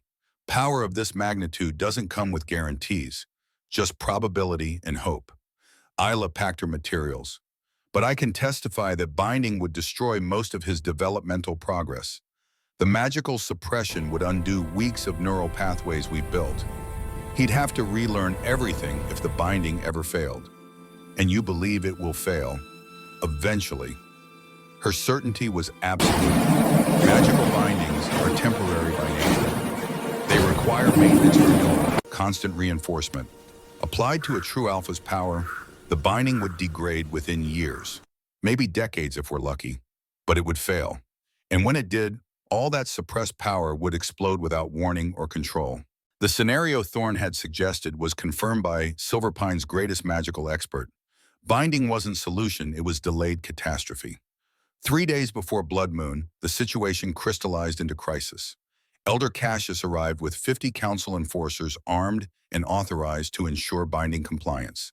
They established position at palace entrance, making clear that Caden's authority was conditional on cooperation. The confrontation happened in the Great Hall with Cassius standing at one end and Caden at the other, 300 Silverpine wolves between them and 50 council enforcers backing Cassius's position. The Blood Moon rises in 3 days. Cassius's voice carried bureaucratic finality. Preparations for binding must begin immediately. The ritual requires specific materials, sacred space, and 12 hours of preliminary rites. Your compliance is mandatory. And if I refuse, Caden kept his voice level, then you're in violation of council mandate. We enforce compliance through whatever means necessary. You mean you'd attack Silverpine for refusing to cripple an infant who's demonstrated control improvement? We'd enforce lawful authority against Rogue Alpha, who places his bloodline above pack security. Cassius's correction was subtle but significant. You're not being persecuted, AlphaKing. You're being held accountable. The framing was clever. Caden wasn't defending his son, he was defying legitimate authority. Resistance became rebellion rather than parental protection. I want 24 hours. Caden forced negotiation into ultimatum. 1 day to consult with my elders, finalize arrangements, prepare my son. You get compliance after that. Why would I grant delay? Because forcing compliance through immediate violence makes you invader, not authority. Granting reasonable time makes you legitimate power respecting due process. Caden gestured toward the assembled pack. Which narrative do you prefer other territories hearing? Cassius weighed the political calculation. 24 hours, then compliance or enforcement. Choose wisely, AlphaKing. After the council enforcers withdrew, Garrett approached with the expression of soldier delivering bad tactical news. We can't win. 50 enforcers plus 200 visiting alphas will support council authority against our 300 minus non-combatants. We're outnumbered and outpositioned. I know. Caden moved to the strategic map, though he'd memorized every detail weeks ago, which is why we don't fight them all. We fight the ones who matter and make the rest reconsider. Assassination. Garrett's voice dropped to private conference level. Targeted strike against council leadership. Cassius and his inner circle. Remove them and the authority becomes questionable. Enforcers without clear command don't know whether to attack or negotiate. That's declaring war on the council. They declared war when they mandated binding. Caden traced routes through the palace. We have home advantage knowledge of terrain and 24 hours to prepare. If we're strategic, we can remove Cassius before his enforcers realize what happened. Then we negotiate from position of accomplished fact rather than requested permission. And if other territories retaliate, we deal with that after saving my son. Caden met his beta's eyes without flinching. I'm not binding Silas. Not for the council, not for peace, not for anything. If that means war, then war it is. Garrett absorbed the declaration, his expression cycling through concern and acceptance. Finally, he nodded. Then we prepare for war and hope we're good enough to survive. The next 18 hours were spent in frantic preparation, disguised as compliance. Publicly, Caden's staff gathered materials for binding rituals, sacred herbs, ceremonial implements, the appearance of cooperation. Privately, Captain Riker positioned his best warriors in strategic locations, established fallback routes, and prepared for targeted strike against council leadership. The plan was simple and concept complex in execution. During the preliminary rites, when Cassius would be focused on ritual preparation, Caden's warriors would strike simultaneously, killing Cassius and his 3 senior advisors before enforcers could respond. The remaining enforcers, lacking clear leadership and uncertain of authority, would hopefully negotiate rather than retaliate. Simple, brutal, likely to fail spectacularly. But failure meant binding, and Caden had decided some failures were worse than death. 6 hours before the strike, Thorn arrived at Caden's private chambers. I know what you're planning. Assassination during ritual preparation. Risky, but possibly effective. And you're here to stop me? Caden didn't bother denying the obvious. I'm here to offer alternative. Thorn unrolled maps showing territory beyond Silverpine borders. If you kill Cassius, the council responds with full military intervention. Even with my support, you can't hold Silverpine against coordinated assault. But if you run, evacuate your son and family to neutral territory, you buy time. Run where every pack answers to council authority, except the disputed territories. Thorn indicated the unmapped regions between established packs. No sovereignty, no council jurisdiction. Dangerous, primitive, lawless, but also free. You survive there long enough, maybe council loses interest. Maybe new council forms with different priorities. You're suggesting I abandon my kingdom to live as rogue. I'm suggesting you choose your son's life over your throne. Thorn's voice was hard. Kingship is temporary. Fatherhood is permanent. What matters more? The question struck deeper than intended. Caden had spent 2 centuries defining himself as AlphaKing, building identity around governance and authority. But beneath the crown was simply father who loved his son. Which identity deserves sacrifice? If I run the council installs new Alpha at Silverpine, someone who will cooperate, accept their authority, subordinate pack sovereignty to bureaucratic oversight. Caden stared at the map, seeing a future he'd never imagined. Everything I built gets dismantled. Everything you built was meant to serve your pack. If abandoning it saves your son, isn't that the logical choice? Logic and duty don't always align. Caden moved to the window, watching evening settle over his territory. I'm AlphaKing. My responsibility is 300 wolves who depend on my leadership. Abandoning them to save my son means prioritizing family over pack. That's what my grandfather did. That's what created the tyranny. Your grandfather prioritized power over everything. You're prioritizing love. Those aren't equivalent, aren't they? Caden turned back. Both involve choosing personal attachment over collective good. The motive might be better, but the outcome is the same king who serves himself rather than his people. Then give them choice. Thorn gestured toward the palace below. Call assembly, let your pack decide. Support assassination and potential war, or support evacuation and new leadership. Democracy instead of dictatorship. The suggestion was radical enough to work. Caden had spent 2 centuries building trust through transparency. Extending that trust to collective decision about their future was consistent with everything he claimed about it. And if they choose war, then we fight together and probably die gloriously. Thorn's dark humor matched the moment, but at least the choice was theirs.